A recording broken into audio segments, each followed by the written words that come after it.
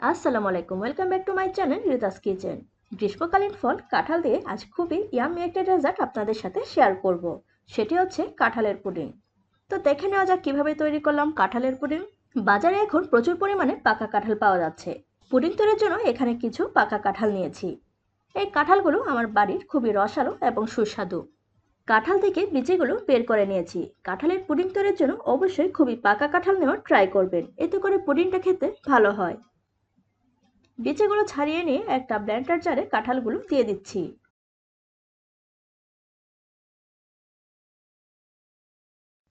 কাঁঠালগুলো blend করে নিব, ঢাকাটা দিয়ে দিচ্ছি। ব্লেন্ড করে নেওয়া হয়ে গিয়েছে। সুন্দর কাঁঠালের পিউরি তৈরি হয়ে গিয়েছে। ব্লেন্ডার করার সময় আমি কিন্তু কোনো পানি ইউজ করিনি। কাঁঠালের পিউরি একটা বাটিতে নিয়ে নিচ্ছি।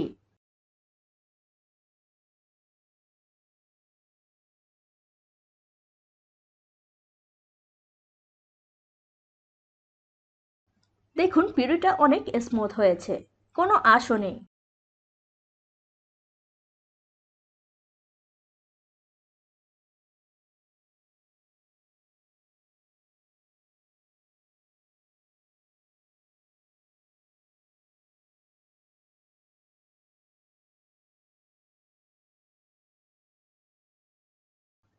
এই পর্যায়ে পিউরিটা ছেঁকে নিচ্ছি।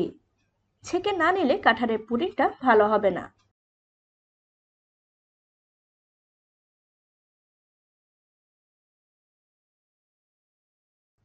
দেখুন কোনো আঁশ বের হয়নি। পিউরিটা ছেঁকে নেওয়া হয়ে গিয়েছে। চলে এসেছি নেক্সট স্টেপে। কাঁঠালের পুডিং বানানোর জন্য আমি এখানে 4টি ডিম নিয়ে নিয়েছি।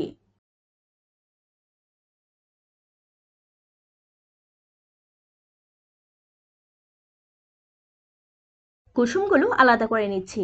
কুসুম এবং সাদা অংশ আলাদা আলাদা বিট করে নিব, এতে করে পুডিংটা ভালো হয়।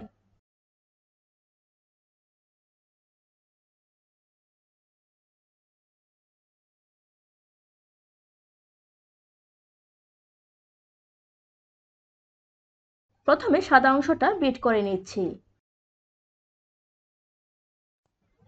আপনারা চাইলে 6টি ডিম কিংবা 8টি ডিম দিয়েও এই কাঁঠালের পুডিং তৈরি করতে পারেন।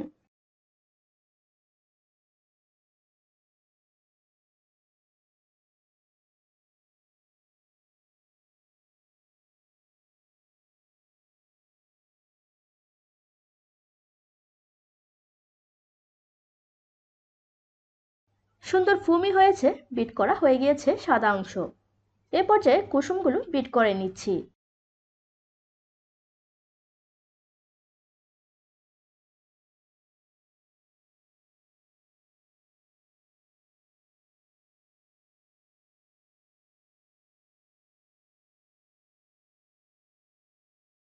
কুসুমগুলো বিট করে নেওয়া হয়ে গিয়েছে। সাদা অংশের সাথে বিট করে নেওয়া কুসুমগুলো দিয়ে দিচ্ছি।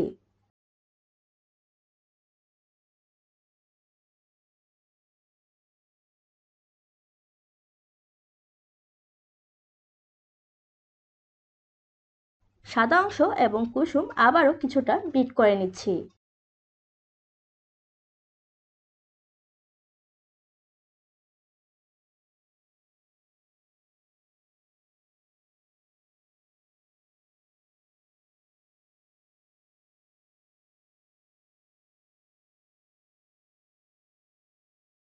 সাদা অংশ এবং কুসুম ভালোভাবে বিট করে নিয়ে দিয়ে দিচ্ছি 1 কাপ চিনি।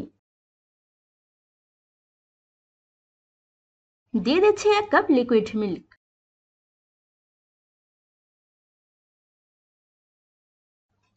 দিয়ে দিচ্ছি 1 কাপ কাস্টার্ড পাউডার। দিয়ে দিচ্ছি কাঁঠালের পিউরিটা।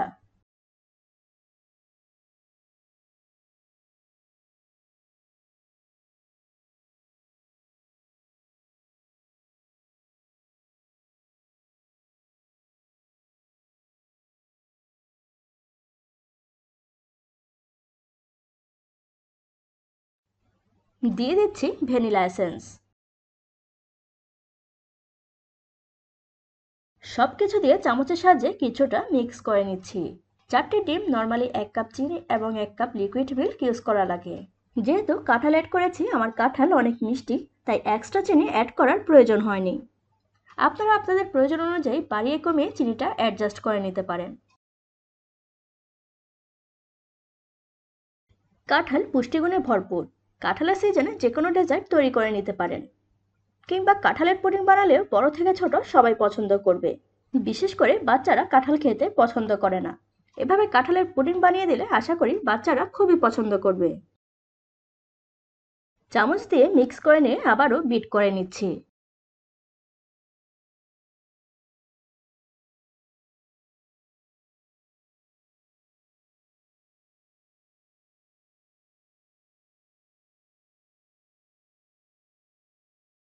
এই কাঁঠালের পুডিং এতটাই টেস্টি, একবার খেলে বারবার খেতে মন চাইবে। যারা কাঁঠাল খেতে পছন্দ করেন না, তারা এই পুডিং বানিয়ে খেয়ে দেখতে পারেন, আশা করি খুবই দারুণ লাগবে।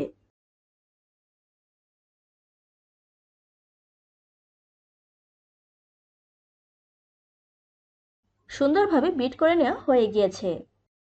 চলে এসেছি ক্যারামেলটা রেডি করে নেওয়ার জন্য। ক্যারামেল তৈরির জন্য এই টাইপের বাটি নিয়েছি, চিনিটা চারপাশে ছড়িয়ে দিচ্ছি।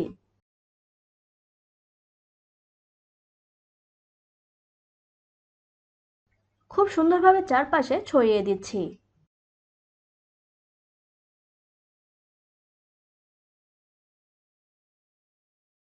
মোটামুটি চারপাশে চিনিটা ছড়িয়ে দিচ্ছি।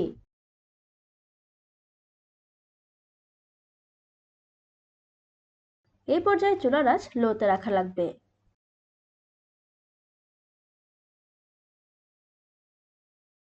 চিনিটা মেল্ট হয়ে সুন্দর ব্রাউন কালার চলে আসলে ক্যারামেল রেডি হয়ে যাবে।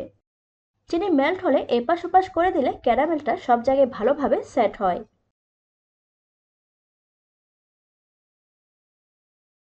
কোনো অংশে চিনি কম হয়েছে বা বাদ পড়েছে মনে হলে আরও কিছুটা চিনি অ্যাড করতে পারেন।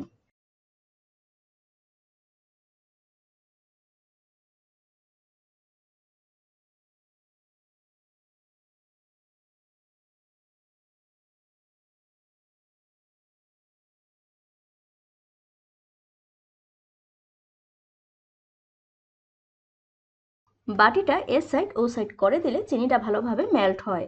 দেখুন সুন্দর ব্রাউন কালার চলে এসেছে।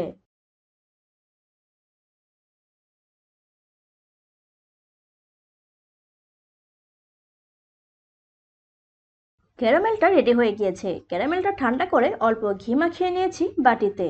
এতে করে পুডিংটা সহজেই মোল্ট আউট করা যাবে। ঘি ব্রাশ করাটা আর দেখানো হয়নি। দুটো এলাচ দিয়ে দিয়েছি বাটিতে, এতে করে সুন্দর একটা ফ্লেভার পাওয়া যায়। ডিমের মিক্সচারটা দিয়ে দিচ্ছি।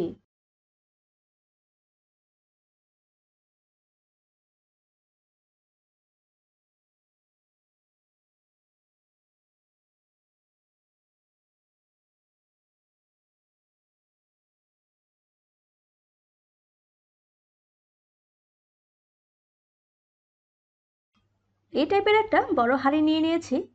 হাঁড়িতে স্ট্যান্ড বসিয়ে দিয়েছি এবং অল্প পানি দিয়ে বাটিটা বসিয়ে দিলাম।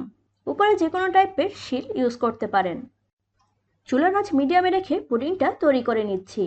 অল্প অল্প পানি দিয়ে পুডিংটা রেডি করে নিব। প্রায় 30 মিনিট পর চেক করে দেখছি পুডিংটা হয়েছে কিনা। দেখুন একেবারে ক্লিন, পুডিংটা সেট হয়ে গিয়েছে।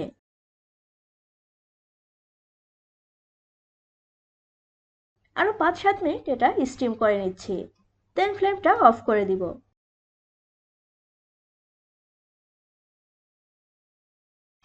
পুডিংটা রেডি হয়ে গিয়েছে। মাশাআল্লাহ, দেখতে দারুণ হয়েছে, খেতে অনেক ইয়াম্মি হয়েছে। আশা করছি আমার আজকের রেসিপি আপনাদের ভালো লেগেছে। যদি ভালো লেগে থাকে তাহলে আমার চ্যানেলটি সাবস্ক্রাইব করে আমার পাশে থাকুন। পাশে থাকা বেল আইকনটি প্রেস করে রাখুন, যাতে করে নিত্য নতুন ভিডিও সবার আগে পৌঁছে যায় আপনার মোবাইলে। ফ্রেন্ডস এবং ফ্যামিলির সাথে শেয়ার করতে ভুলবেন না কিন্তু। Thanks for watching.